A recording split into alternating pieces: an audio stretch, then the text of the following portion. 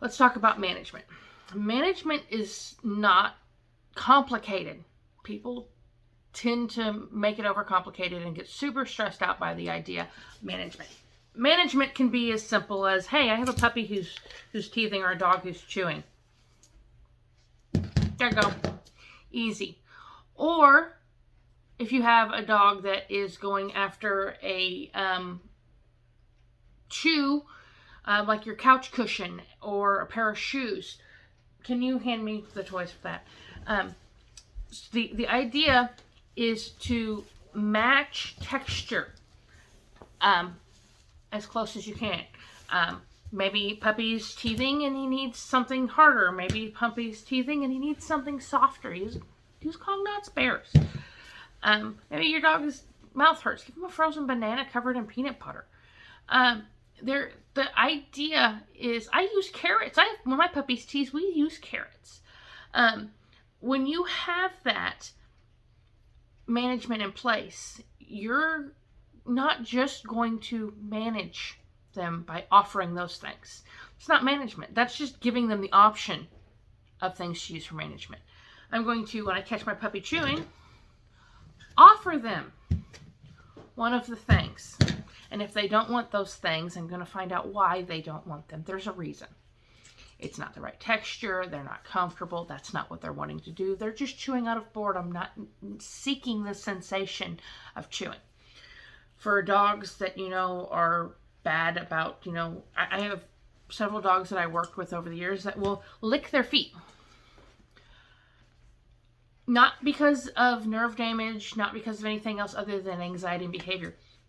I recommend these. I tell people, if your dog comes here and your dog is licking themselves,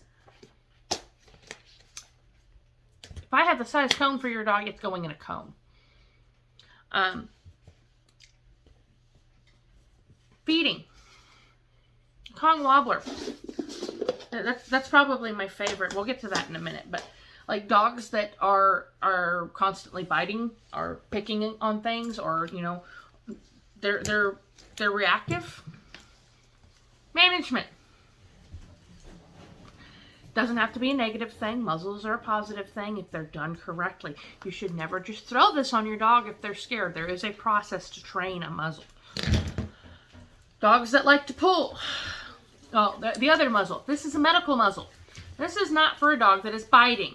That's not what this is. This is to prevent a dog from biting during a procedure for a medical reason, like trimming a dog's nails, or, if they are one to bite during baths, stuff like that. Okay, Martingale. Let's go through. Martingale's great for what only thing I use this for is a management tool for dogs in case they try to back out of their collar. Because when a dog tries to back out of their collar, this is designed to only be right behind their ears. It should be tight. When it pulls tight like this, it should not slip over their head. These aren't supposed to be left on your dog. You're supposed to take these off. That's why they have a snap on them.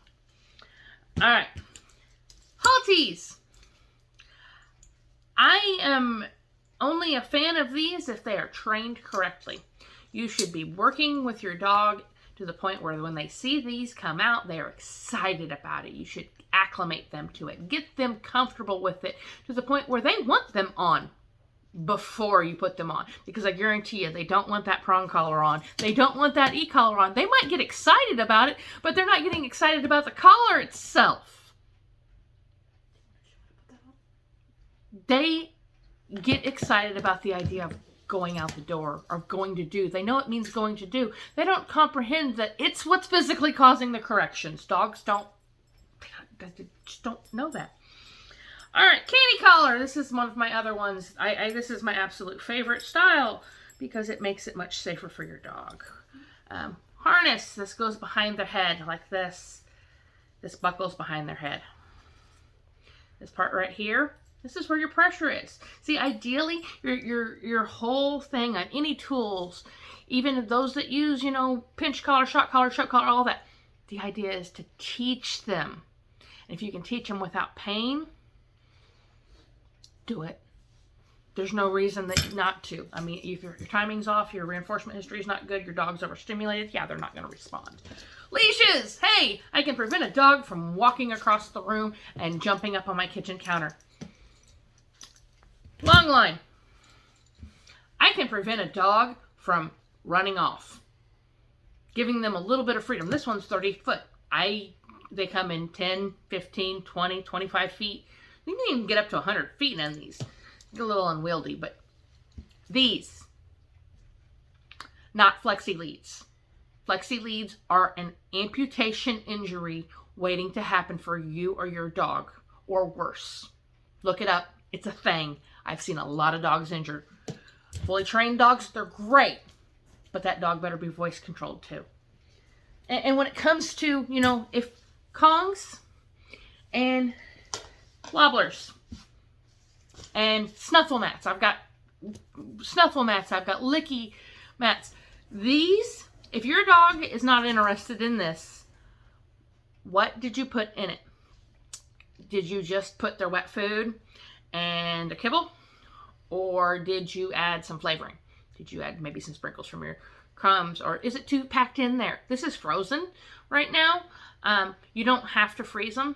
If your dog's not one to take a frozen Kong, give them one that's not frozen if they're not vigorous.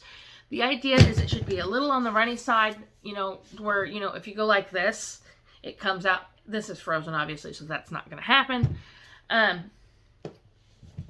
Take your bully sticks, shove it down in there. The idea is to put some kibble in the very bottom here so it doesn't stick as well. But this is my Wobblers. Okay, when I'm packing a Wobbler, I'm going to use regular kibble. And here's the thing. I'm going to take something super stinky. And I'm going to break it up. This is calamari. It stinks. It is absolutely horrendous to smell this. The idea, though, is I'm going to mix that in with a regular kibble. And I'm going to take a bunch of, treats that are going to entice them. I'm going to make it a variety. I'm not just making it so that when I'm interacting with the dog that they are only getting their kibble. Because if I'm giving kibble to a dog, I'll be very honest, when I'm giving kibble to them, it's not just plain kibble. There's no reason for that. If your dog is bored with its food, change it. Your breeder does not know all be all. Your vet's going to tell you, if you talk to them, rotate proteins, rotate foods, give them a variety. They're going to get bored. Management also, ignore my unfolded laundry, gates. Management can be a gate. Management can be a dog bed. The idea is to make it so that you aren't constantly having to be on edge around your dogs.